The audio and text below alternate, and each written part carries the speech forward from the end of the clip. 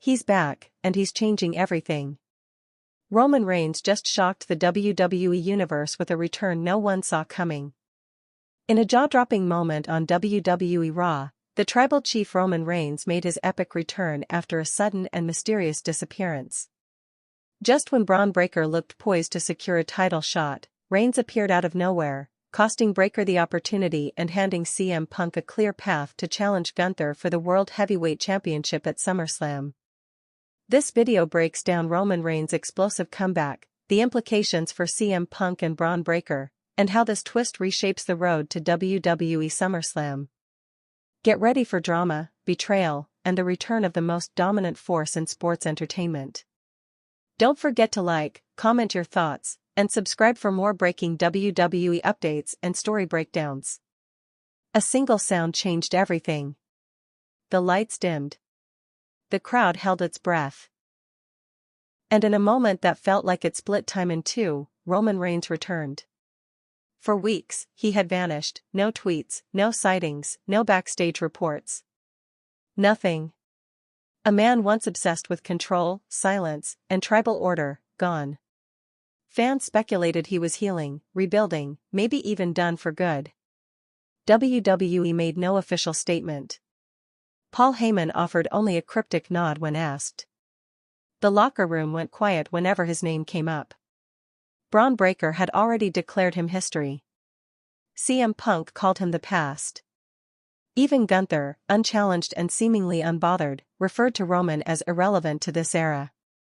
But on one Monday night, amid a title match meant to determine the future of the World Heavyweight Championship, the past came roaring back. And with it came a message that echoed far beyond the barricades of Monday Night Raw. This wasn't a return for nostalgia. This wasn't a pop. It was a strike.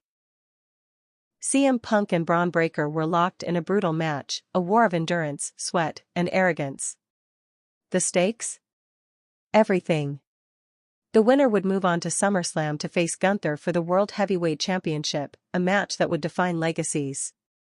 Breaker was dominant. Explosive. Every suplex sent shockwaves through the mat. He gritted his teeth, bared his fangs, and screamed like a man possessed. Punk, ever the strategist, countered with speed, craft, and just enough venom to stay alive. It was a match that already felt like a main event. Then came the moment. As Braun set up for the Breaker bomb, cameras cut to the crowd, where a hooded figure in black slipped through the barrier. The commentary team went silent. Fans rose to their feet. And then, a thunderous spear. The man stood over Breaker's motionless body. The hood came down. It was him. Roman Reigns. The Tribal Chief. The head of the table. The architect of the bloodline. And now? Something entirely different. There was no smirk. No roar. No pose. Just cold, calculated silence. He locked eyes with Punk for a split second before turning and walking up the ramp, disappearing through the curtain as quickly as he had emerged. Punk, visibly stunned, hesitated. But the referee, seeing no active disqualification, made the count after Punk placed one arm over Braun's chest. 1, 2, 3. The bell rang. Punk was the winner. The crowd erupted. But backstage, the chaos had only just begun. Braun Breaker tore through gorilla position, knocking over production crates, shouting expletives, demanding answers. "You set this up," he screamed at a startled road agent. This was Heyman. This was all Heyman. But Heyman was nowhere to be found. CM Punk, normally one to grab a mic and bask in the controversy, said nothing. No post-match promo. No arrogant strut. He walked straight to the locker room, towel over his head, his eyes avoiding every camera. And Gunther? Gunther was seen backstage standing in front of a monitor, arms crossed, his jaw clenched tighter than ever. He didn't blink. He didn't speak. He simply walked away from the screen, leaving his title belt on the table for just a second too long. No one knew what to make of it. Later that night, in leaked cell phone footage captured by an intern near catering, Roman was spotted in a shadowed hallway talking to someone, unconfirmed, but many believe it was Solo Sikoa. No audio. Just body language. Roman's hand motioned downward, as if demanding calm. Solo's hands were on his hips, his breathing visible. A short nod. And then they separated. Within minutes, #OTC returns was trending worldwide. Fans lit up Twitter and Reddit with theories. Was Roman forming a new faction? Was this the rebirth of the Order to Conquer, the mythical name whispered backstage when Roman first ascended during the Thunderdome era?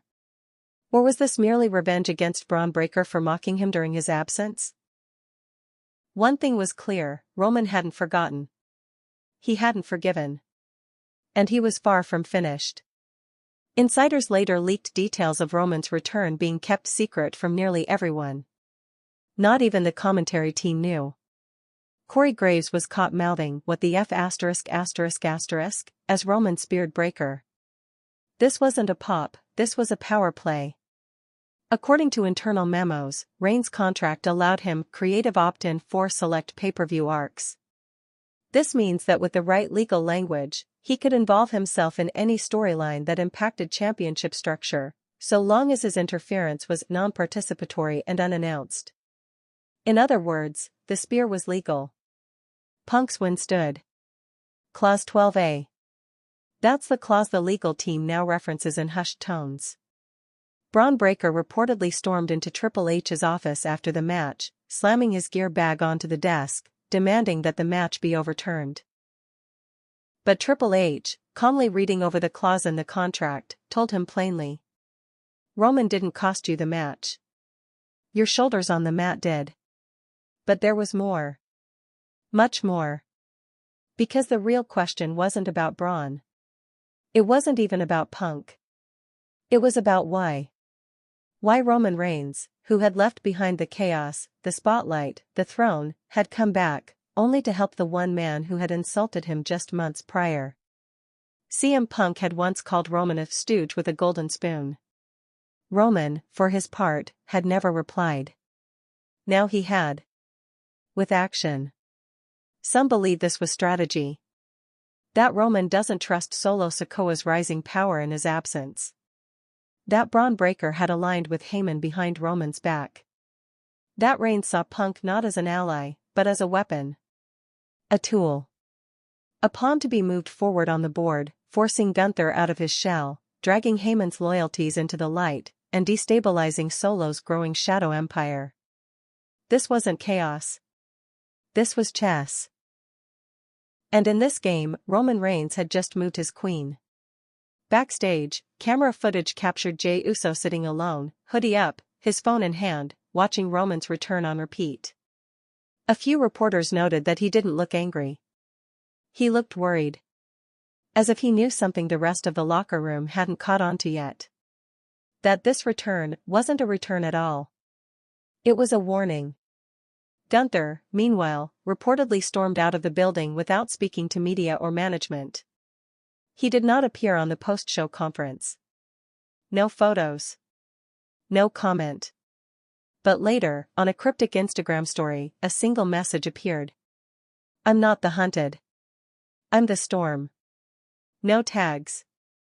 No filters. Just white text on a black screen. As for CM Punk? He said nothing that night. But the next morning, he posted a black and white photo of himself holding up 2 fingers, the peace sign. Fans were divided. Was it a symbol of unity with Roman? Or a message that he wasn't afraid of anyone, not even Reigns? Then came the biggest twist of all. The official SummerSlam graphic dropped. CM Punk vs. Gunther, World Heavyweight Championship. But in the bottom corner, barely visible unless zoomed in, was a single name. Special ringside enforcer, Roman Reigns. In the span of a single night, Roman had gone from myth to mastermind. From absentee to architect. From the past, to the most dangerous piece in WWE's future. And for Braun Breaker, for Solo Sikoa, for Gunther, and for anyone who thought Roman Reigns had taken his final bow, the message was loud and clear. He never left. He simply waited for the perfect moment to remind them all. The order has returned. And this time? It answers to no one. The locker room was no longer safe. Not for whispers, not for strategy, and certainly not for trust. After Roman Reigns' shocking interference on Raw, everything shifted. The tribal air that once followed Solo Sikoa now hung awkwardly, fractured. Even the sound of footsteps around the catering tables changed. Everyone moved a little slower, looking over their shoulders, wondering who Roman would speak to next, or worse, who he would strike. The very idea of the OTC, Order to Conquer, had long been dismissed as rumor, a nickname passed around by fans who saw symbolism in Roman's dominance. But backstage veterans knew better. That phrase wasn't just a fan theory. It was a concept Reigns quietly pitched during his peak title run. A faction built not on bloodlines, but on strategy. Controlled chaos. A unit of cold minds and colder hearts, men who followed order, not lineage. It never launched. Not then. But now? It seemed more real than ever. And CM Punk, whether he liked it or not, was at the center of it. Days after Raw, Punk was spotted arriving at the WWE Performance Center in Florida, not for training, but for closed-door creative meetings. According to two anonymous producers, the conversation centered not around his match with Gunther, but Roman. Multiple scenarios were discussed. Could Punk be part of a short-term alliance with Reigns? Would the fans buy into it? Or was this all a setup? In leaked meeting notes, one line stood out. CM Punk doesn't need Roman's help. But Roman needs CM Punk in the spotlight while he clears the path behind the curtain. What path? The one that leads straight to Solo Sikoa. Because somewhere in this tangled narrative of fists, egos, and betrayals, Roman Reigns' silence had been hiding something much bigger, a reckoning. One not for the fans, but for those he left in charge. When Roman disappeared, it wasn't after a loss. It wasn't after injury. It came in the middle of chaos, when Solo Sikoa began expanding the bloodline's reach without him. Hikuleo. Tama Tonga. Even Braun Breaker, rumored to be aligned with Heyman behind the scenes, was seen wearing bloodline merch in backstage interviews. The writing was on the wall. Roman had been replaced. Or so they thought. Now, with one spear, he erased the illusion. Not only was he back, he was in control. The arena production team was reportedly ordered to prepare new thematic visuals involving a black and silver motif for future Roman Reigns entrances, colors historically associated not with tribal royalty, but rebellion and war. New faction branding. Not the bloodline. Not the Shield. Something else. Something colder. But who would join him? According to internal call sheets, two names appeared consistently beside Roman's name for the upcoming European tour, Shinsuke Nakamura and LA Knight. Neither have shown public loyalty to Roman Reigns. Both have unfinished business with Solo Sikoa. And both have been notably underutilized in recent months. One veteran agent noted, "If you think the bloodline was dangerous because of family, wait until you see what Roman builds with mercenaries." Meanwhile, Braun Breaker spiraled. He didn't show up to the SmackDown tapings that week. WWE social media made no mention of him. But Fightful leaked a photo of Braun outside the Stamford headquarters, walking into a meeting with legal counsel. Some fans believed he was trying to sue for match interference. Others knew better. Braun wasn't just mad about losing. He was humiliated. In front of millions, a man he called a washed king had made him look like a rookie. And no one, not Punk, not Gunther, not even Heyman, came to his defense. In a leaked voicemail, allegedly sent by Braun to his uncle Scott Steiner, the rage was palpable. "He thinks I'm just some pawn in his story. I'll break him. I don't care if it ends my career, I'll put Roman Reigns in the ground." But Roman? He didn't respond. He never does. Instead, he resurfaced days later in the most unexpected way. A private, closed-door session with WWE's board of directors was scheduled at an undisclosed New York location. Roman entered with a briefcase and left without speaking to a single reporter. The next day, multiple sources confirmed that Reigns had negotiated partial creative control over his appearances at SummerSlam and Survivor Series. This wasn't about just being back. Roman was orchestrating his legacy from within the machine. And as SummerSlam drew closer, new patterns began to emerge. Paul Heyman, long seen as the thread between Reigns and the bloodline, had gone silent. No interviews. No backstage promos. Only one tweet. Sometimes the past doesn't knock.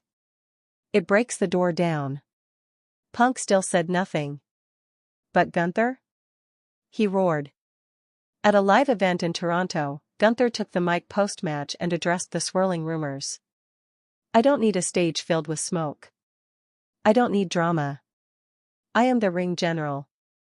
And come SummerSlam, I will break the back of CM Punk. And if Roman Reigns wants to watch, he can take notes before I break him too. The crowd erupted. But the moment felt forced. Like a man trying to anchor himself in a storm he no longer controls. Because the truth is, Roman wasn't just back. He was watching. Watching alliances crumble. Watching title reigns buckle under fear. Watching from the shadows as his enemies lost sleep, wondering not if he'd strike again, but when.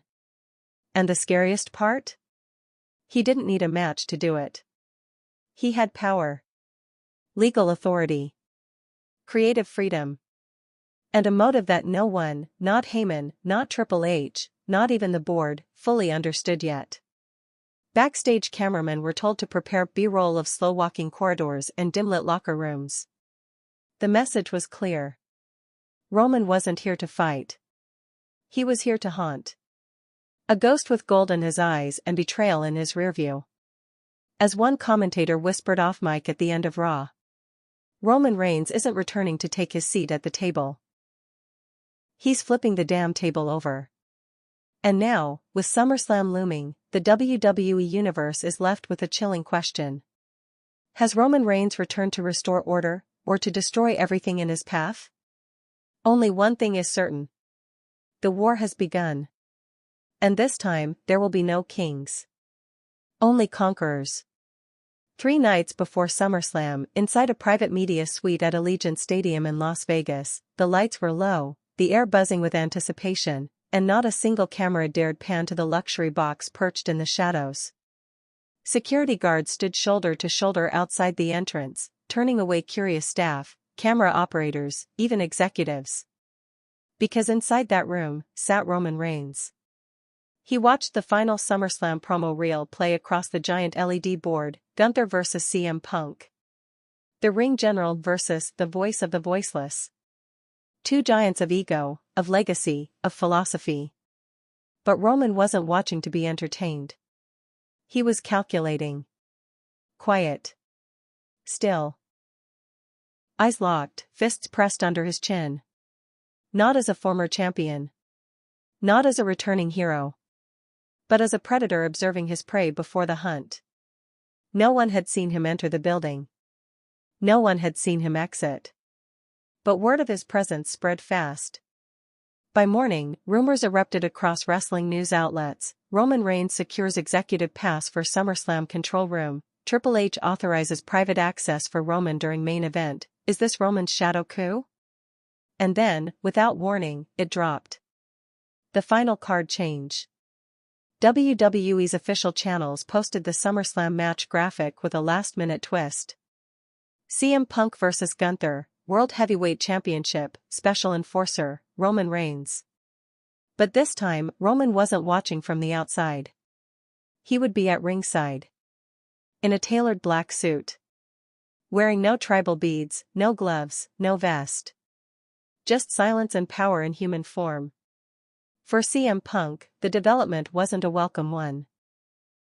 In a rare backstage sit-down exclusive, Punk's words were clipped.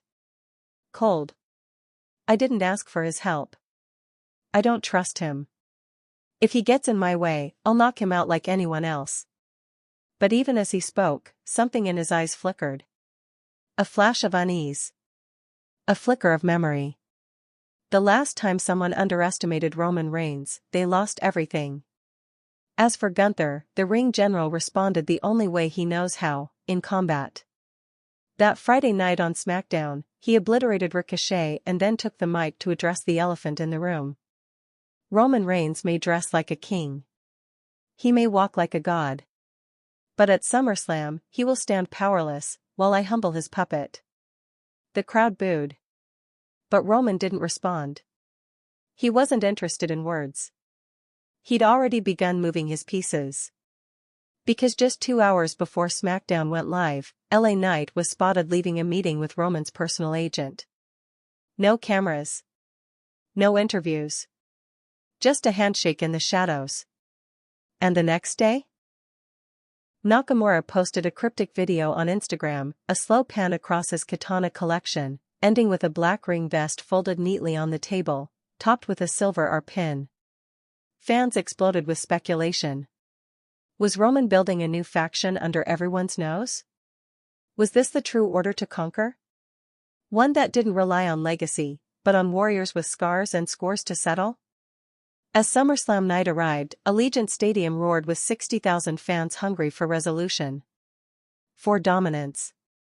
For truth. The stage was set.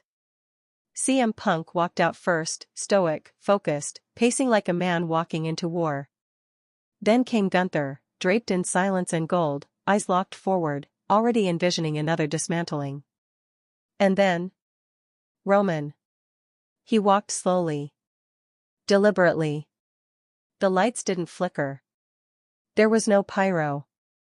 Just a single spotlight tracing his footsteps as he emerged in a black three-piece suit, buttoned tight, sunglasses masking his eyes, and not a smile in sight. He didn't look at Punk. He didn't glance at Gunther. He simply sat beside the timekeeper's table. Hands folded. Watchful. The bell rang. The war began. Gunther exploded with brutal chops, echoing like gunshots. Punk answered with counters, flying knees, and mind games. For 20 minutes, the match was a masterpiece, physical poetry and psychological warfare. And all the while, Roman never moved. Until the moment came. The referee was knocked out. A mistimed dropkick sent him careening into the ropes, collapsing unconscious. Gunther seized the moment, dragging Punk to the turnbuckle, ready to end it with a top rope powerbomb. That's when Roman stood up. No motion. No drama. Just a simple rise from his chair. Gunther froze. Punk, instinctively, drove his elbow into Gunther's temple and fell to the mat. The crowd roared. And Roman? He stepped forward. The arena fell silent. One move, one act, could rewrite everything. Was this a setup for Punk again? Was he about to spear Gunther, hand the match to his new weapon once more? But Roman didn't touch either of them. He turned. And speared the referee. A new one who had just arrived from the back. The crowd gasped. Commentary erupted. Punk sat up in shock. Gunther looked dumbfounded. Roman stood tall in the